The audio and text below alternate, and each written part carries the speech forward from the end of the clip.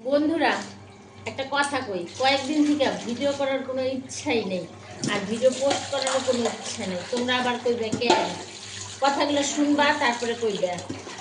বেশ তো ভালোই চলতাছিল, হাসাইয়া কান্দাইয়া যে যেমন করে পারতাছিল ভিডিও বানায় বানায় পোস্ট করে মাস গেলে ভালোই ডলার টলার ইনকাম করতেছিল। কেউ কেউ তো আবার ডলার টলার ইনকাম করে ব্যবসা বাণিজ্য, তারপরে বাড়ি 2 তলা 3 তলা করে ফেলাইছে। কিন্তু এই এক জেনারেশনের উপর কত প্রেশার দিব, এক জেনারেশন কত কিছু দেখবো, নেক্সট জেনারেশনের জন্য তো কিছুটা হলেও রাখো।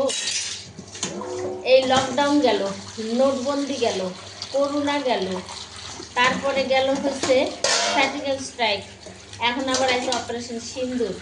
আবার বাংলাদেশের কিছু চিংড়ি মাছগুলো যে টিপকুঠিগুলো আছে না, ওগুলো ফাল পাড়তাছে, ওগুলো টানে উঠে দুটো ফাল দিলে যে মরে যায় সেটা তারা জানে না। তারা আবার অপারেশন ইন্দুরের নিগে রেডি হইবার লইছে। মানে কি টপিকে যে ভিডিও বানাবো কয়েকদিন থেকে যা চলতেছে দেশ জুড়ে, টপিকই খুঁজে পাইতেছি না। তাহলে কও আমি কেমনে ভিডিওটা বানায় পোস্ট করুন? না গুড ইভিনিং পোস্ট করতেছি, না গুড নাইটের পোস্ট করতেছি, খালি ভাবতেছি এই দেখো না ঘুমায় ঘুমায় শুয়ে শুয়ে বাইবা বাইবা গাল মুখ ফুলাই লাইছি ভিডিও আর কি বানাবো, যে কি নিয়ে বানাবো, কি নিয়ে বানাইলে ভাইরাল হবো, সেটা ভাবতে ভাবতে আমার এই মানে জীবন শেষ। আর হ্যাঁ কি কয় বাংলাদেশের, কয় কি আহারে তাগনিকে আমার কি কষ্ট লাগে। তাগনিকে তারা জানে যে তাগনিকে ভারতবাসীর একটু মনে সব কর্নার আছে, তার নিয়ে তারা সব কর্নারের ফায়দা উঠায়, বুঝছেন? কে নিয়ে সব কর্নার ফায়দা উঠায়?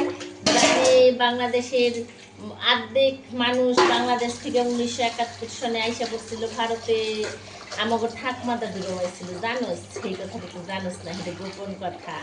আর আমার বাপ ঠাকুরদার সম্পত্তি এখন তুই বাংলাদেশে তৈরি রয়েছে, সেগুলো যদি আনবার যাই ইন্দুর হইয়া একটা ফালা ফালা করে খেলাই দিব, তোরা তো টেরও পাবি না।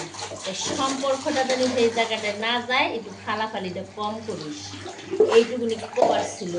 নাহলে ইন্দুরের তো জানোস অপারেশন সিন্দুর কি হইলো, আর ইন্দুর কি করব। সিন্দুরে করছে মাটি উপর দিয়া আকাশ দিয়া, আর ইন্দুরে করবো মাটির নিচ দিয়ে, টের পাইয়া না বয়ে থাকবি, একদম ফাইটা যাইব, মাটি মাটি ফাইটা বাড়াই যাইব ইন্দুরের যা ক্ষমতা। টাটা, আর কিছু বলার নাই আমার। ভালো থেকো সবাই।